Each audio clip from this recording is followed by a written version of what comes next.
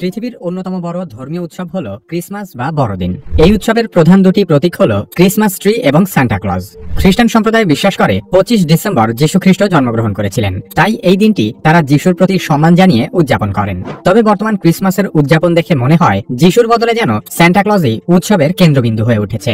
ক্রিসমাসের সবচেয়ে উদযাপিত চরিত্র সান্টা ক্লজ আসলে কে, সে সম্পর্কে আলোচনা করা হবে।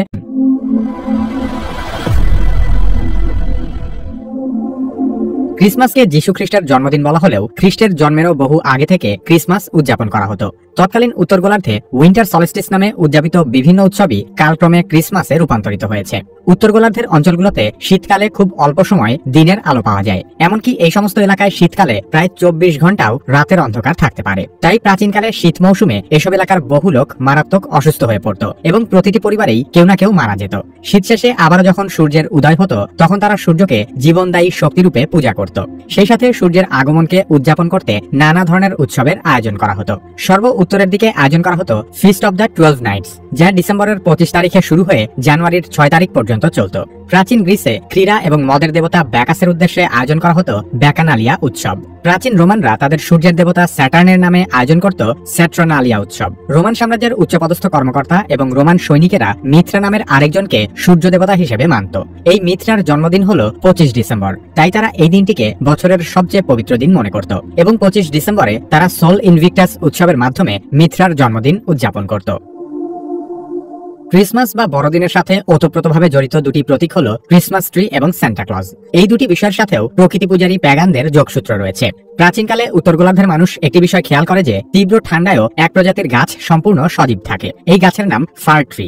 তারা মনে করতে শুরু করে এই গাছের মধ্যে হয়তো জীবনদানকারী শক্তি আছে, তাই তারা নিজেদের বাড়িতে এই গাছ রাখতে শুরু করে এবং এসব গাছের সাথে বিভিন্ন তাবিজ কবজ বেঁধে রাখতে থাকে। পরবর্তীতে তারা ফার ট্রির উপর আলো জ্বালিয়ে রাখত অথবা এসব গাছে আগুন ধরিয়ে দিত। তারা মনে করত এইসব তাবিজ এবং ফার ট্রি তাদেরকে শীতের তীব্রতা এবং শীতকালের নানা ধরনের বিপদ আপদ থেকে রক্ষা করবে। সেখান থেকেই বিবর্তিত হয়ে আধুনিক ক্রিসমাস ট্রির উদ্ভব ঘটেছে।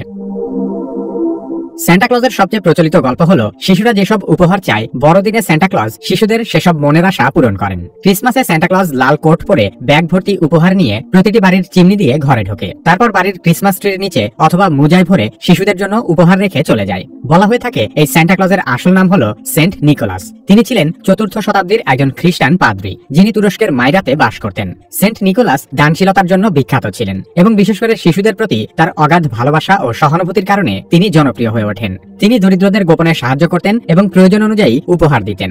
তার এই দানশীলতার গল্প ইউরোপ জুড়ে ছড়িয়ে পড়ে এবং ধীরে ধীরে তিনি খ্রিস্টানদের মধ্যে এক জনপ্রিয় চরিত্র হয়ে ওঠেন।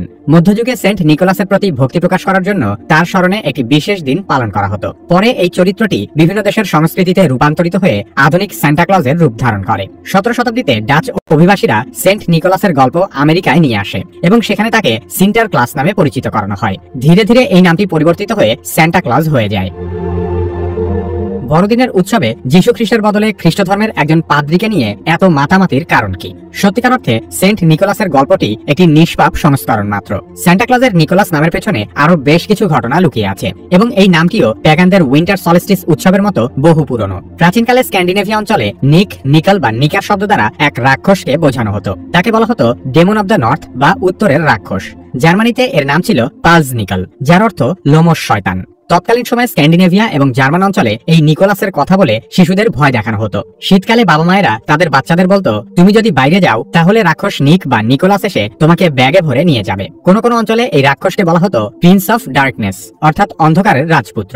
এছাড়া স্যান্টা নামের মধ্যে আরো একটি রহস্য লুকিয়ে আছে, আর তা হলো স্যান্টা শব্দের অক্ষরগুলো সামান্য পুনর্বিন্যাস করলে পাওয়া যায় স্যাটান, যার অর্থ শয়তান। 4th শতাব্দীতে রোমান সম্রাট কনস্টান্টাইন খ্রিস্ট ধর্ম গ্রহণ করেন। তখন থেকে খ্রিস্ট ধর্ম রোমান সাম্রাজ্যের মূল ধর্মে পরিণত হয়, কিন্তু তখনও সেখানকার বহু মানুষ প্রকৃতি পূজা বা প্যাগান প্রথা পালন করত। তাই রোমান চার্চ প্যাগানদের খ্রিস্ট ধর্মে আকৃষ্ট করার জন্য খ্রিস্টান ধর্মের রীতিনীতিতে কিছু পরিবর্তন আনে। প্যাগানরা তাদের সূর্য দেবতা মিত্রার জন্মদিন হিসেবে 25 ডিসেম্বর সোল ইনভিক্টাস নামে এক উৎসব ঘটা করে পালন করত। তাই তখন রোমান চার্চ 25 ডিসেম্বরকে যীশু খ্রিস্টের জন্মদিন ঘোষণা করে, যাতে করে প্যাগানরা খ্রিস্টান ধর্ম গ্রহণ করলেও একই দিনে তাদের পুরনো উৎসব চালিয়ে যেতে পারে। তখন থেকে অতীতের ফার ট্রি বাড়ির আঙিনার বদলে তারা ঘরের ভেতরে স্থাপন করতে শুরু করে। অতীতে ফ্রান্সের নটরডেম ক্যাথিড্রাল এবং ইংল্যান্ডের সলসবারি ক্যাথিড্রালে এই আয়োজনকে বলা হতো ক্রাইস্টমাস, যা পরবর্তীতে মানুষের মুখে মুখে হয়ে যায় ক্রিসমাস।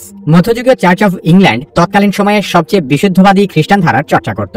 তারা খুব ভালো মতোই বুঝতে পারে যে ক্রিসমাসের নামে সরাসরি প্যাগান রীতিনীতির চর্চা হচ্ছে, তাই 1647 সাল পর্যন্ত ইংল্যান্ডে ক্রিসমাস উদযাপন সম্পূর্ণ নিষিদ্ধ ছিল।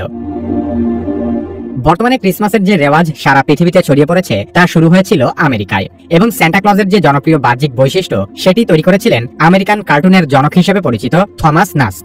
ব্রিটেনের সাথে যুদ্ধ করে আমেরিকানরা স্বাধীনতা অর্জন করার পর তারা সকল ব্রিটিশ রীতিনীতি পরিহার করে। এমনকি অতীতে ক্রিসমাসের ছুটির ঘোষণা সরাসরি ব্রিটিশ রাজার কাছ থেকে আসতো বলে আমেরিকা স্বাধীন হবার পর একটানা 67 বছর তারা ক্রিসমাসের ছুটিও পালন করেনি। একটা সময় আমেরিকানরা ভাবতে শুরু করে সমগ্র দেশবাসী একসাথে উদযাপন করার মতো তাদের কোনো বাৎসরিক ছুটির দিন নেই। তখন তারা ইংল্যান্ডের ক্রিসমাস থেকে আলাদা এবং সম্পূর্ণ ধর্মীয় প্রভাবমুক্ত নতুন ক্রিসমাস উৎসবের সূচনা করে। পরবর্তীতে আমেরিকানদের ধর্মীয় প্রভাবমুক্ত ক্রিসমাসই সারা বিশ্বে ছড়িয়ে পড়েছে, যার মাধ্যমে ধর্মীয় অনুশাসনের পরিবর্তে ব্যাপক বাণিজ্যিকীকরণ এবং ভোগবাদ মুখ্য হয়ে উঠেছে। বর্তমানে ক্রিসমাসের সাথে এমনিতেও কোনো ধর্মীয় উৎসবের সম্পর্ক নেই। ক্রিসমাস উদযাপনের সবচেয়ে জনপ্রিয় ধরন হলো নাইট ক্লাব অথবা বারে মদ পান করে নাচানাচি এবং উন্মত্ত রাত্রি জীবন উপভোগ করা। পশ্চিমাদের এসব অন্ধ অনুকরণে বাংলাদেশের মতো দেশেও 5 তারকা হোটেলে ডিজে পার্টি আয়োজন করাই ক্রিসমাস উদযাপনের সবচেয়ে জনপ্রিয় পদ্ধতি। এই যদি হয় একজন নবীর জন্মদিন পালনের আয়োজন, তাহলে তা আর যাই হোক ধর্মীয় উৎসব হতে পারে না।